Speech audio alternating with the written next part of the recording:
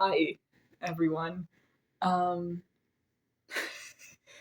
Welcome to the first official, I guess, episode of Actually Do Get Me Started.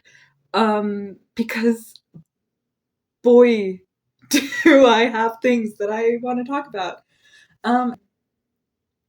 But anyways, yeah, I don't know, I'm home alone. I apologize for my appearance, but I just finished a workout and I just want to yap. I just want to yap. Will I ever post any of these? Maybe. We'll see. But anyways, so today's episode episode that sounds so stupid. I'm like, what am I doing? But you know what? Yes. I think I'm going to do like it's at the very most, probably I'm only going to do one a month. Because let me tell you, I have been assembling this information for probably over a month. I believe definitely over a month, actually. And basically what happens is I just am sitting at work, and, doing my mindless little tasks and just, I have been following my curiosity. So anytime I have like a question that just like randomly comes up, instead of letting it be fleeting, I've started writing them all down. And I've started a Word document. And then once I have enough stuff written down, then I start looking at it and I'm like, all of these topics are connected.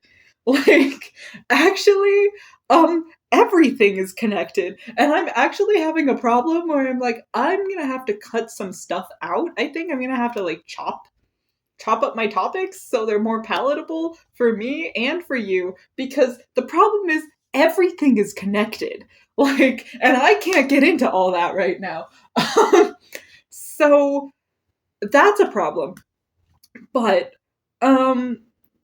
yeah, I've started writing full essays. I've just started writing full essays because I'm going insane. Like we've reached that point in which Caitlin just writes essays for fun in her free time. I don't know. And now I write essays and then I also speak them out loud. But you know what? If I'm having fun, then I don't see what the problem is. So, anyways, I'm gonna have to cut like all of that out. Editing Caitlin's gonna hate me. Um anyways, this first topic that I want to get into, that I just am thinking about a lot.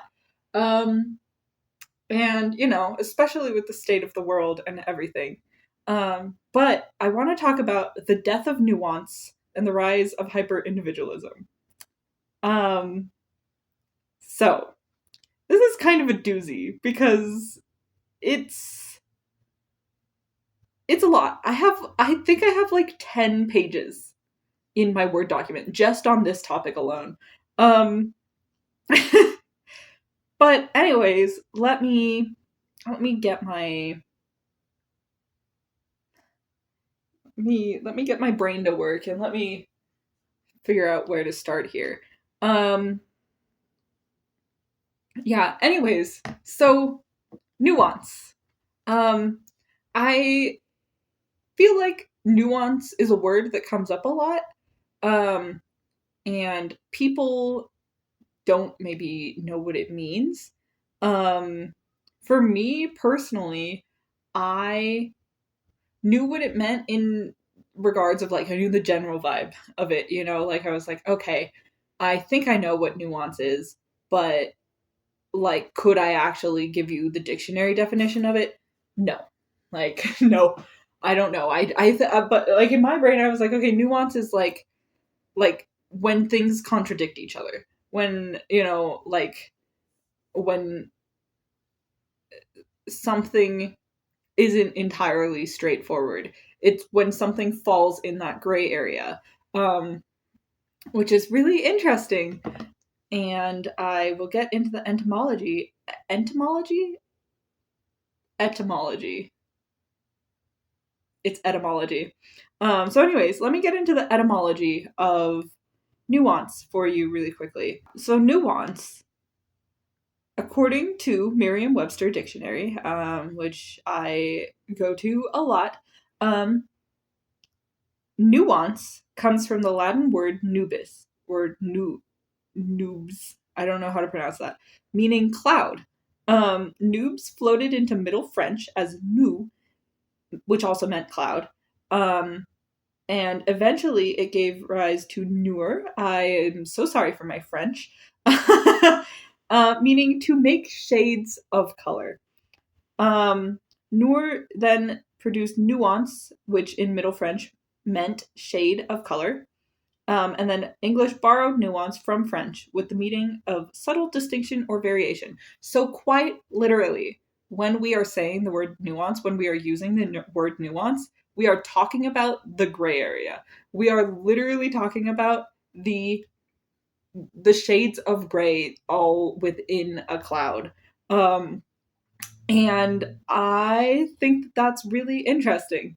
But lately, I have noticed a trend where it seems like people are rejecting nuance, especially in America. Okay, I cannot really attest for any other country and what is going on in their society. But in our society, it seems like everybody is kind of rejecting nuance lately, and because of the way that our culture and our society is set up, like fully embracing hyperindividualism.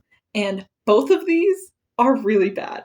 And both of these, I believe we need to reverse and start embracing nuance and rejecting hyperindividualism if we are going to survive together. Okay?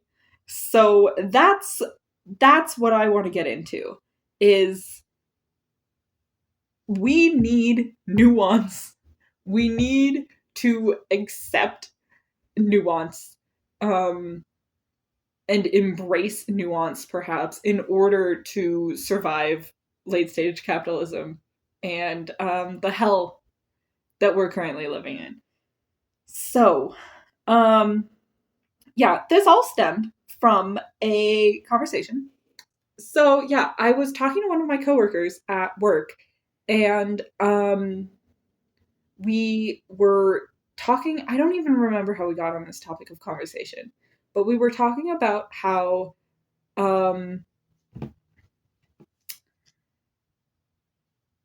were talking about hyperindividualism. And we were talking about how it seems like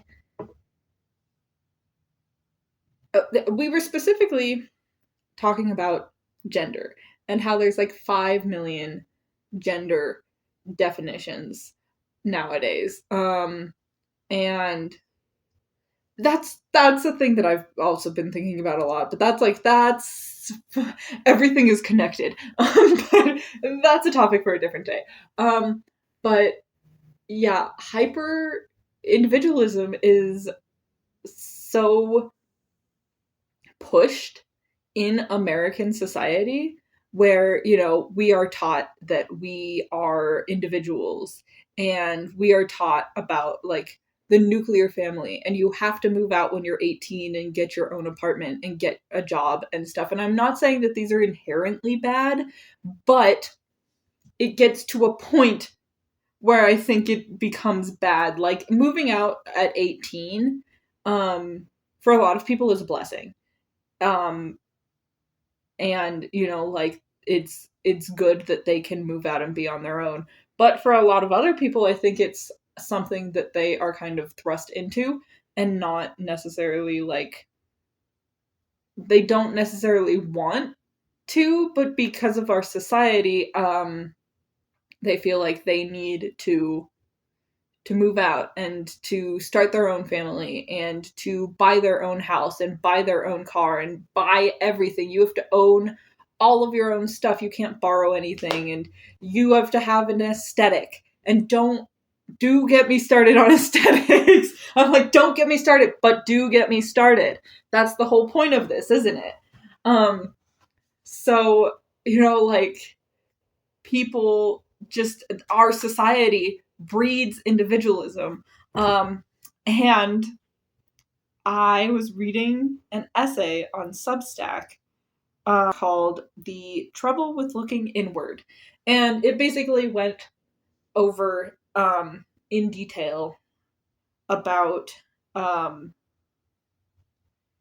basically the rise of individualism in the United States and how this happened, how we got here, how we got to this stage in which everybody um feels like you need to be an individual, which, don't get me wrong, you are an individual, but you're also a member of society.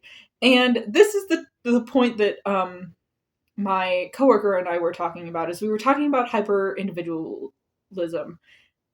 Hyper individualism. And we were talking about how it seems like, almost like, talking about the far right and the far left, um, you almost come full circle back around to people being too individualistic. And the far right is, like, they are every man for himself, like, this is my personal property. I'll shoot you if you come on my property. Like, I, like, I don't trust anybody. I don't trust the government. I don't trust science. I trust nobody except for Fox News for some reason.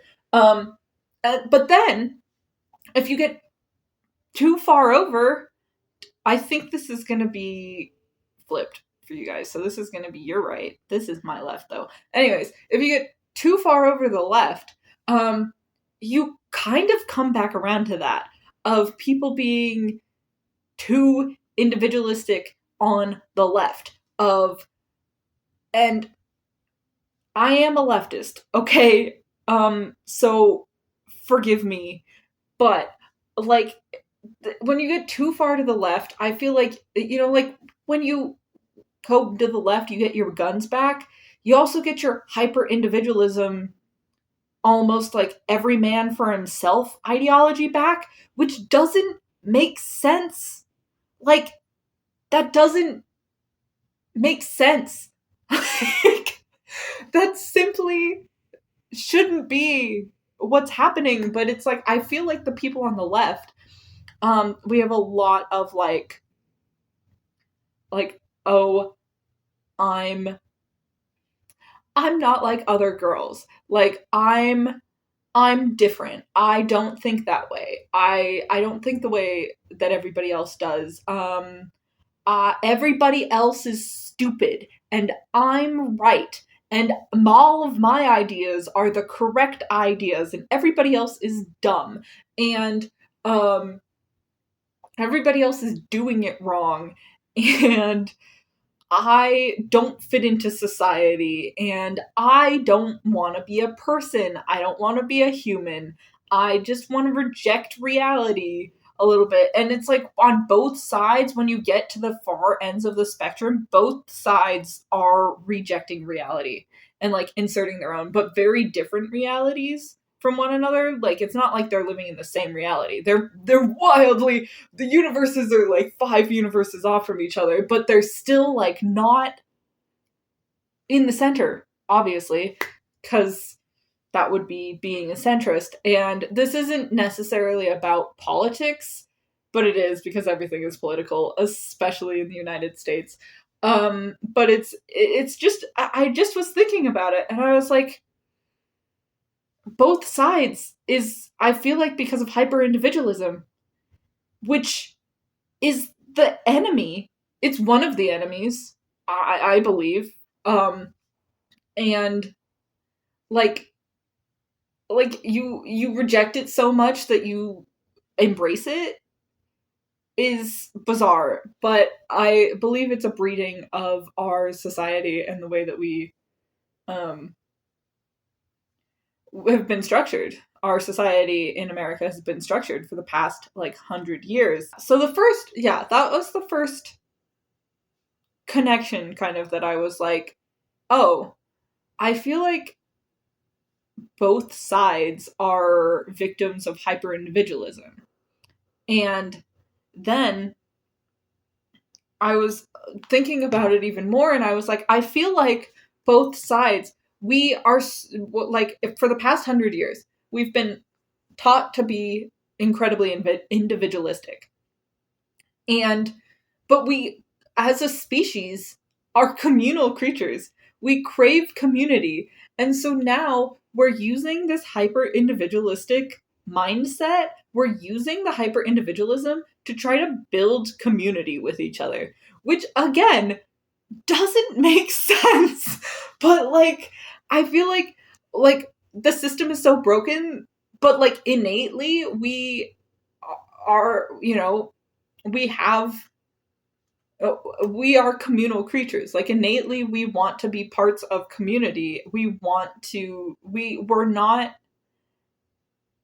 like we're not inherently individualistic as a species, but in American society we have isolated ourselves so much, and now we still crave that community, um and we don't know how to actually build it. And so we're using the hyper individualism as a tool to try to build communities with each other. And follow just follow me on this journey, okay? Because I know that like doesn't make any sense. But like none of this really makes any sense. But okay, for example, one of my lovely friends gave a PowerPoint. We do an annual PowerPoint night, and their PowerPoint was on fashion. Um, and I don't really keep up with trends. I have my fashion that I like to wear. I have an aesthetic. But aesthetics in general um are something, and micro trends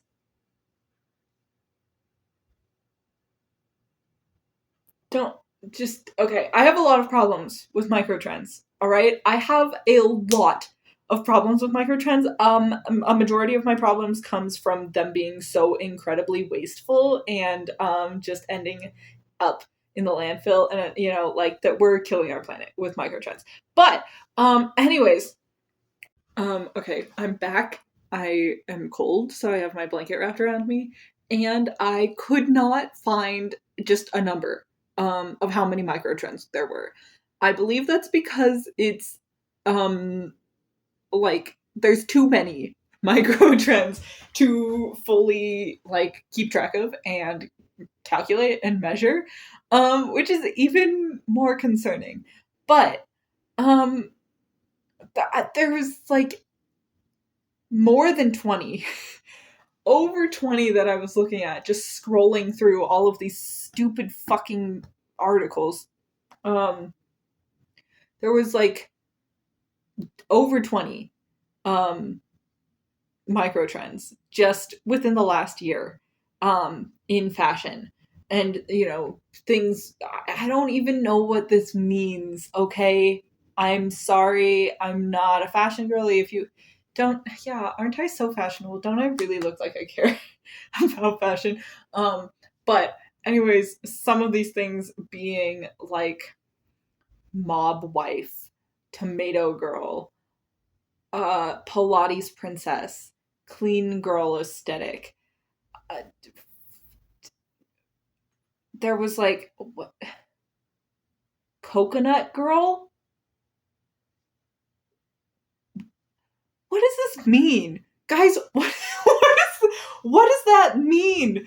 I don't understand. Anyways, there's a lot of microtrends, fashion microtrends. There's a lot of microtrends in general, and they're killing our planet. And don't get me started on that a different day, okay? Not right now. But um microtrends, I feel like people are possibly like they're fitting themselves into these aesthetics um to try to find their community, like to find a culture to be a part of. That's a thought that I just had. Cuz like not only in America are we hyper individualistic, we also have no culture. And so I feel like people are trying to kind of also create these micro cultures because we don't feel like we have a place that we belong. We don't feel like we belong here because we don't. And we haven't built a place for us to belong either. Um, don't get me started on that. I almost just went on a giant tangent about how fucking colonial like colonies are, those people are never gonna have a place of belonging because they don't fucking belong there. And anyways, let's we'll maybe get into that. But yeah, I feel like people are like in in terms of right versus left. You know, like the right wing people like trad wives, and I don't know what's going on over there. I can't give labels to things, but I feel like they're all like they're so individualistic that they're all like finding community within each other because it's like, yeah, you're also a bigot. Let's like I'm not getting my point across very well. But like do you know what I'm trying to say? Like the, specifically in fashion. Um and this was such like I feel like a trend in movies starting in like starting in like the 1950s, which is really when the whole like individualism thing really started, like really became a thing. Um but like think about like in teen movies where the children are in high school and you know there's the jocks and there's the preps and there's the nerds and there's the the weird emo goth kids, and you know like everybody has their own little bubbles, and I feel like that's kind of really where this started. I'm just like as I'm speaking I'm thinking about more things, and it's becoming a problem because I'm like, oh my god, the problem is teenagers. I think I'm gonna have to delve into that a little bit more. Um, but like, hold on, hear me out, because like it kind of all starts in like school, doesn't it? It kind of all starts in our adolescence. That's when we really start like becoming ourselves. You know, like becoming an individual, and figuring like learning who we are and figuring ourselves out, and that's when you really start to fall into the like the stereotypes and the you know like, oh, it's not a phase, mom. Like I you know like and listen, maybe it's not a phase. Maybe you will want to dress emo for the rest of your life. That's cool. But also, can we please start being okay with phases? Take the season and my blanket, for example, because I have seasonal blankets and I like to put them out. It's currently autumn or fall. And seasons are phases of the life cycle of Earth. Like we are currently in a phase. We are in a season in which the plants are starting to die and the leaves are starting to brown and fall off of trees and it's getting colder. And it's not stagnant. Nothing is stagnant. Life is not stagnant. And like why are why are we so afraid of change? Like why are we so afraid of change that we have to go, it's not a phase. What if it is? It's okay if it is. Like be okay. Like every part of your life is a phase. You know, you're not going to be a teenager forever. You're not going to be in your 20s forever. And we, and I know why. I know why. It's because it's been bred into us through society and through capitalism and through consumerism.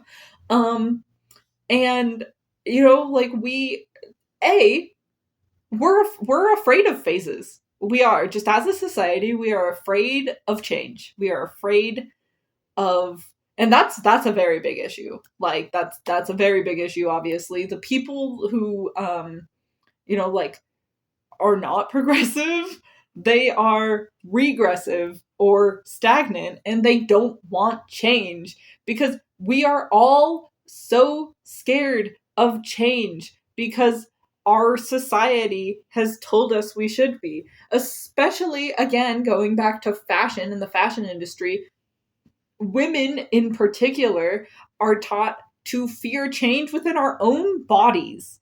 We're taught that the hottest that you can be is like 16 years old. You're a child at 16. That is a child. That is a child's body. What? And then we're taught to compare ourselves to that for the rest of our lives. And like, I have some friends who are like deathly afraid of aging. And I mean, and I know this is very common. Like a lot of people in general do not want to get older. We don't want to get older. We don't like the passing of time. We don't, you know, like you, and I mean I understand, but at the same time it's like we need to start embracing it more. Time moves in a forward direction. Things change. Things are phases, and I feel like we we need to be okay with that. And things, you know, like I personally am trying really hard, really really hard, and I do actually like actually for the most part, like I can say with like 90% certainty that at this current moment, that I am excited to age. I am currently 24. So, and I understand that I'm very young. Like 24 is not old at all. But like I I can feel my frontal lobe closing. Like my frontal cortex is fully forming. Hence why I'm making, you know, video essays is I'm like, oh my god, my brain is working. This is insane. But at the same time, like God, imagine how much more I'll have figured out at 30. You know? Like if like I don't really feel like I have a lot figured out right now. So why would I want to stay here? Like why would I want to stay in this space? And even if I did have it figured out, I'm only gonna grow. I'm only gonna expand upon it. Like, it can really only get better. Why, like, why would I be afraid of turning 30? You know, like I see a lot of people say like aging is a blessing. Being old enough to have wrinkles and gray hair proves that you survived that long. Like, and that truly is a blessing. But at the same time, like, it's not just like our physical appearances that we shouldn't be afraid of, but it's like the mental, like, you're gonna be so much cooler. You're gonna have so much more years under your belt and more experience. And so what if you grew out of, that like fashion that you liked, and so what if you grew out of that music that you were listening to? It's still a part of who you were and who you are, because you are all of the people that you have been in your past, and it made you who you are today. And we can grow and change our minds. And this is really the thing that I'm getting at, is that is nuance. And we are so afraid of nuance that, like, we don't even accept it in superficial things such as fashion. Like, like, if your aesthetics don't match each other, then it's weird. Be weird. Like, we need to come back to the middle ground. We need to come back to the gray area. I personally also struggle with, like, hyper individualism. I feel like we all do. Um, like I keep saying, it is something that has been bred into our society. Like, it's been so heavily ingrained within us as Americans that I feel like we don't really know how to exist otherwise. um and this is actually something that I discovered that I was struggling with a lot in therapy. Um, so bear with me for a moment while I talk about my therapy session with you. But I found, when I first started going to therapy, my very first session, I spent the entire session going over with the therapist what I thought might be wrong with me. Um, and, like, self-diagnosing myself so much, going, oh, I don't know, I think I have ADHD, which I think I do have ADHD, okay? Like, I think I do. I think if this video was not evidence of that, I don't know what is. But like, oh, I think I have ADHD, oh, I think I have anxiety, oh, I think I have depression, oh, I think I have um like, just so much stuff. Oh, I don't know. I might have bipolar disorder. Like, oh, I think there's this thing going on, and I think there's this thing going on, and just giving labels to every emotion that I experience as a human, and being like, oh, well, I think this must be this, but and uh, self-diagnosis, I feel like, is another large problem. Um, and I believe is partially due to hyperindividualism. Um, I don't know for sure. Okay, like, but what do I know? I don't know anything. I love that I'm, like, wrapped up in my blanket. Like, it's just burrito time, you guys. I feel like maybe I should go get a sweater or something. Because I'm kind of cold. But um, yeah, I self-diagnosis seems to be a very large problem, and, especially with social media. um Everybody is sharing, like, oh, if you experience these things, you might be autistic. Oh, if you experience these things, you might have ADHD. And sometimes there's overlap, and it also sometimes I think maybe you're just a person ex- experiencing things. I was just reading an essay on Substack. Wow. Me and my Substacks, you guys. Me and my freaking Substacks. But I literally just, like, was just reading. Yeah, I was reading an essay on Substack, um, which this essay is how to achieve psychological rest. Okay. From Ayushi the car. Milk and Cookies is their like newsletter. But anyways, one of the things that they were saying is, don't label every emotion as data. It's exhausting to treat every flicker of discomfort as a problem to solve. Not every sad moment needs an explanation. Not every anxious day is a symptom. Sometimes you're just a person reacting normally to a life that's overstimulating. And like, seriously, I feel like and this is, like I said, this is a thing that I found that I spent my entire hour of my first therapy session just basically going like, oh, I don't know, I feel like this occasionally, so I feel like that's a symptom of this thing.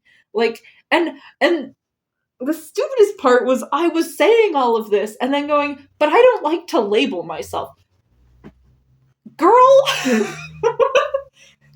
girl, you are labeling yourself. What are you doing? I was honestly perplexed by it. Like, I didn't even realize I was doing it until I was doing it. And then afterwards I was like, what was that? Like, why did I just spend my entire therapy session self-diagnosing myself? Why? And I mean, I think I know why. It's because of the internet, because we have so much access to knowledge and we are constantly bombarded by things. And like I said, self-diagnosis is really like on the rise. You'll Google your physical symptoms and WebMD will tell you that you have cancer and you're gonna die, like, and like, we have access to so much information, but I feel like it is causing kind of a like self-diagnosis epidemic, sort of.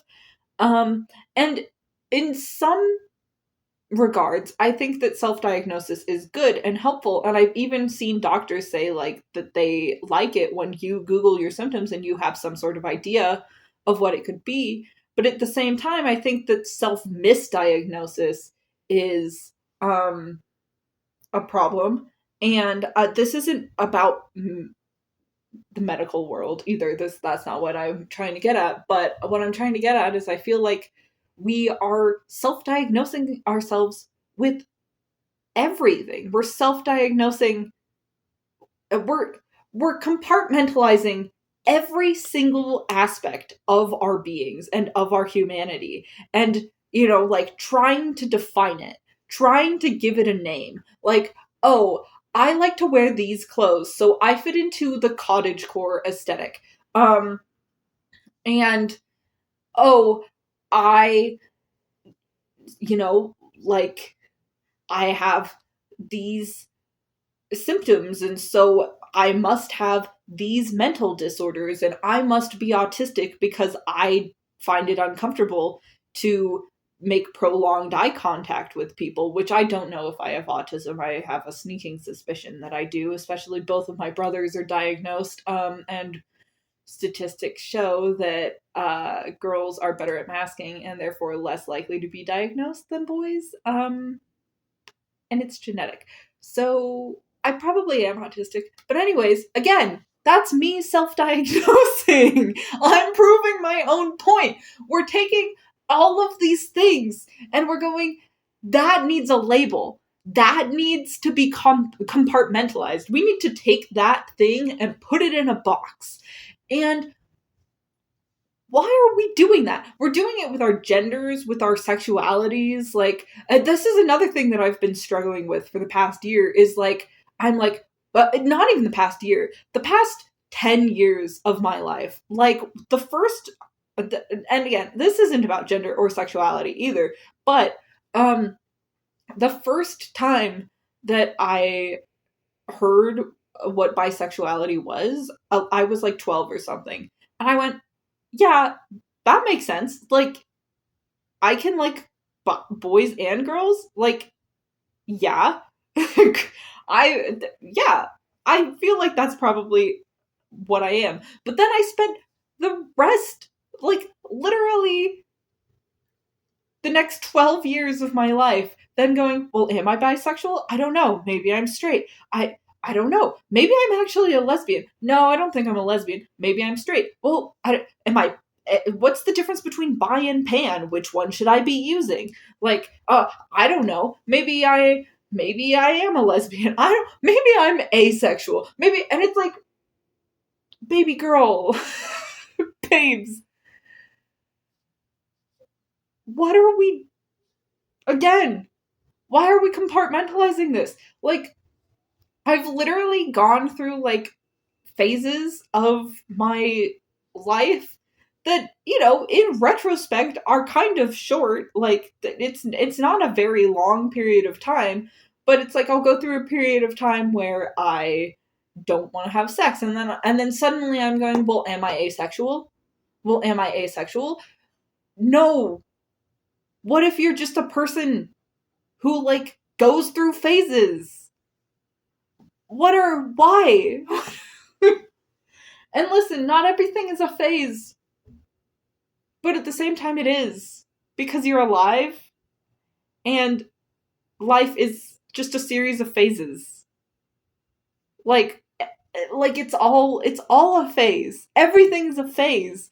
And everything is nuanced. And I feel like we are rejecting nuance to the point of compartmentalizing everything. We can't just let things be in the gray area. We can't just let things be a little odd or confusing or, like, I don't know what's going on there. We need to, like, diagnose everything, and we need to give all of it a label. And I feel like we feel like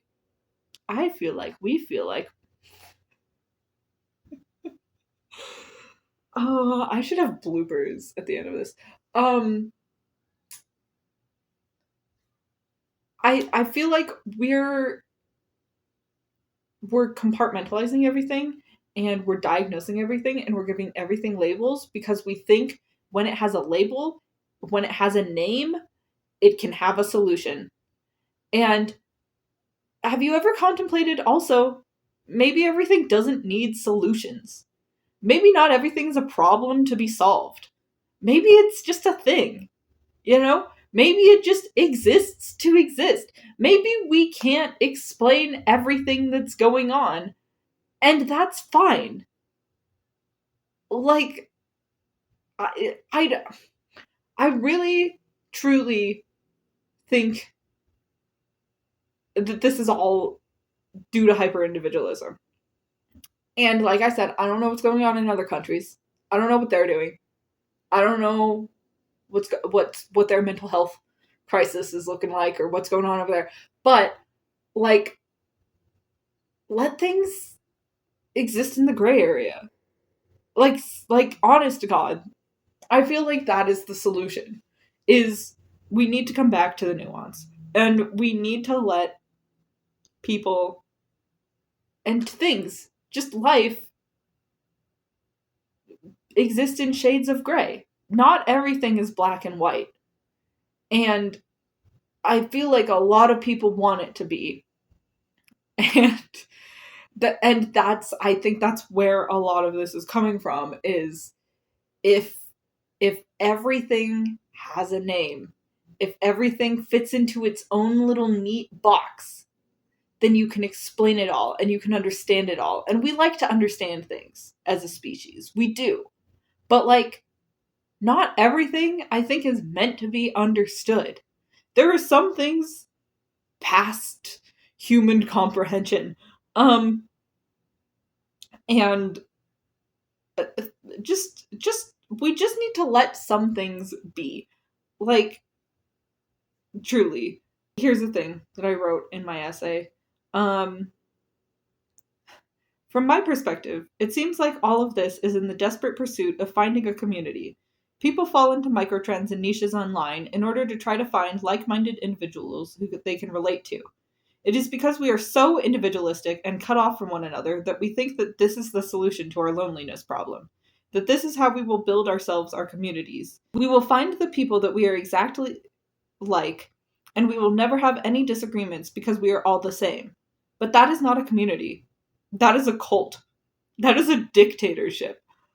Like, and that's the thing I think that people need to understand as well, is, like, us isolating ourselves and all having our little micro communities that we're creating with each other, like, where we're not talking to the other people anymore.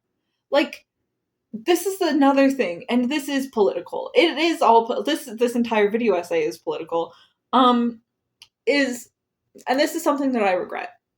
I don't know how to reconcile it. But after the election last year, I was angry, as I believe many people were, and I posted on my social media and I was like, if you voted for Trump, unfollow me right now. I do not want to talk to you. I do not. We clearly are so at odds with each other that there is no reconciling this. And now I'm like, well, now there's never going to be reconciling it because we're isolating each other. We're isolating each other from each other. We're saying, I don't want to talk to you. You're bad and you're stupid. And I don't even want to try to make you see reason anymore. How does that solve any of our problems? When we all are in our own little micro communities with one another, where we only talk to people that think exactly the same as we do, it's never going to expand our ways of thinking and our ways of knowing and our, like, it's not going to expand us. It's only going to isolate us further, and it's only going to make us hate each other more, and it's only going to widen the gap between the right and the left, and we're just not going to know how to talk to each other even more because we're not talking to each other to begin with. Like, like, how do you communicate to somebody that you never communicate with? Like, you don't even know where to begin. Like, and it is not a community. It is not, we are not building communities. We are building cults with each other. Like the far right is a cult. And also, I would argue the far left is a cult as well. Like, both are bad. We need to not be over here. We need to come closer together, and we need to actually, like, and I am sorry that, they may have unfollowed me anyways without me telling them to, because I do post a lot of like, hey, here's some like information that maybe you should think about. Here's reasons in which you may be wrong. But the thing is now I have isolated myself so that the only people following me are people that already agree with me. And so when I post things that's like, hey, like, fun fact, you might want to know about this, the people that are seeing that probably already know. Because they are the people that are like me. Like, if we're all just, and then at that point, you're kind of just screaming into the void. Like if you go to somebody and they're wearing a shirt that says, my favorite color is purple, and you go, oh my god, your favorite color is purple? My favorite color is also purple. And then you're just like, yeah. There's no further discussion to be had, Like, there's no, like, how are you gonna amplify each other's voices if you're only talking to one another? If you're only, like, in communities with people that you fully align with? That's not a community. It's a cult. And both are hyper individualistic, and hyper individualism is the government's whole, let me put on my tinfoil hat, like, that's the whole thing, is they want us to be separated from each other, and we're doing it so well. We're following their doctrine to a T, we're just like, yes, the saying, united we stand, divided we fall. Like, I feel like it's not that serious when it comes to like aesthetics and things, but it is. Because what makes America so great is our diversity, like, is how many different cultures that we have, and how many different languages that people can speak, and how many different foods that people, like cultural foods and stuff. And like, diversity is nuance. And that's what makes America great. And that's what makes like our society great. And we're like shunning diversity. We don't want to be diverse with one another, you know? Like we don't want to all we don't want diversity. We just want all of our little subsects to like exist near each other. But then that's not really diversity at that point. I feel like I don't know. Okay, I don't really know. I just have too many thoughts in my brain and it's it's not good. Um I'm going to quote another essay from Substack. Crazy. I watch I do not there's nothing to watch on Substack. There is actually. I've watched some videos on Substack, but yeah, I've been reading a lot of Substacks if you can't tell. Um but anyways, hear me out on this one. Stick with me. I was reading an essay on Substack by Jamila Bradley. Um and Jamila Bradley is a non-binary black person, and their essay was about how black trans people. Well, the title of the essay is "Truth You Can Choke On." Black trans people are your salvation. Um, and anyways, again, I'll like link it down below. Would recommend. I think that's true, actually. And here is a quote that I took from this essay. But ask yourself how many times you've paid the cover charge to a society that still makes you feel like an outsider. How many times you've shaved yourself down to fit into an image that will never love you back. And like,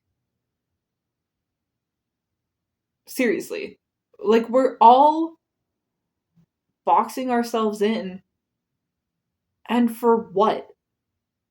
For what purpose? To do what?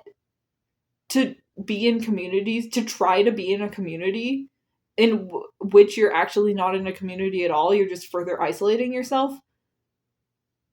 That's not good. Like, um,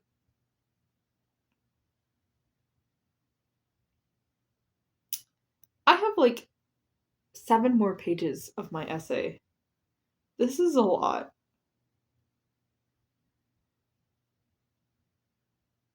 I don't even know. I feel like I'm just like going on the world's largest tangent right now.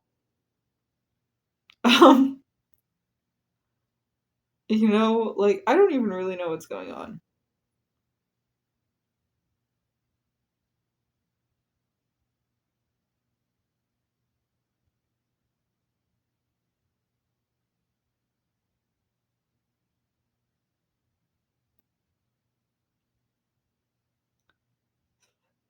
And now I'm just reading through her essay. I'm like, maybe I'll just read out some quotes from this.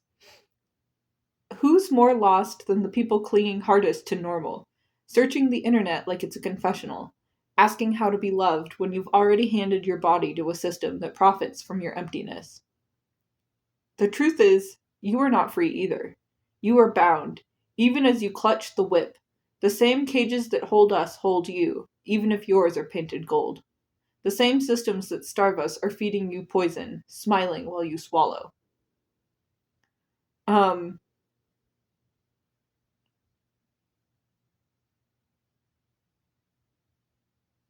I don't know. I've kind of lost my train of thought, and I think I need to come back to this later. It's months later. It is like probably almost 6 months later. I never came back to it. I'm editing it right now because I just filmed another video and I was like, I should edit that one and get that one out before I like edit the new one. I never finished my thoughts. So I'm back now to at least finish out the video. Um, I think I got my point across pretty well, even though it was very long. But um, yeah. just the whole point of that entire ramble session was me trying to explain. I like that I still have the same blanket. Same blanket, 6 months apart. You can tell that it's been a while because my hair is a different color. Anyways, um, I think one of the first steps to fixing the problems that we have in our society is to come back to the nuance. I am so serious about that. I think that we need to come back to the nuance. We need to embrace nuance again and embrace being existing in the gray area and not really making a lot of sense and sometimes contradicting yourself. Um, and sometimes changing your mind and letting things be phases. Um, and I think that's how we start to heal as a society. And I am like more firm in that belief now than I was even when I recorded the video. And I'm going to end on yet another quote. One final quote as a parting gift to you at the end of this video. Um, I have to pull up my Substack. And then I have posted my essay, like pointing down. It will be linked down below. If you want to go read my essay. My writing is a lot more coherent, and cohesive than when I'm word vomiting. Like, I feel like my essay is a lot more like straight to the point, makes me sound more intelligent than when I'm just like, I don't know how to speak, like, I don't know what's going on. But anyways, final thoughts. This is from, I believe I mentioned this essay at the beginning of the video. Nothing Left Inside by Anton Caballo, um, on Substack. It says, the inward turn in America was a cultural blueprint exported to the entire world. And one can understand why. The ego is very seductive. It sells, but gives little meaning on its own. By looking at life through the prism of the self, at the expense of the world, a person is left stagnant and infantile. You can only dig inside yourself so much until you have to venture outward. Said simply, for what life have you, if not a life lived together? Um, and what wise words to live by? What life do you have if it's not with people around you? And if you only isolate yourself to people who are like you, um, then you're not experiencing like the true joys of diversity. The world is diverse. The Go outside and go into a forest, and it's not just trees. It's trees and it's shrubs and it's shrews and it's birds and it's microorganisms in the soil, and the world life itself is diverse, and we as humans need to recognize that as well, and we need to embrace it and accept it and find joy in it because it's where joy is. Joy is in community, joy is with each other, joy is through diversity. Um, that is like how we, I think, find true peace with ourselves, is by coming together with others and others that are not like us. Um, so those are my parting thoughts. Thank you for listening to me ramble. That was hell to edit. It was not great, but we made it through. And I'll see you in the next video if you want to watch it.